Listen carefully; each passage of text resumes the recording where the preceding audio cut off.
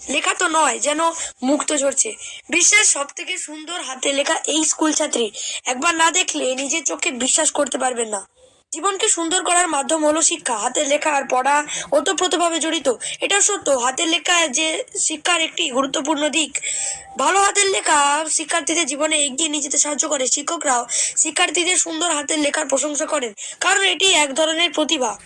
নেপালের প্রকৃতি মল্ল তার হাতের লেখা দিয়ে সবার মন জয় করেছেন, এবং তার অসাধারণ হাতের লেখা তাকে বিশ্বের সব থেকে সুন্দর হাতের লেখার সম্মান এনে দিয়েছে। প্রকৃতি মাত্র 16 বছর বয়সে জনপ্রিয়তা অর্জন করেছে।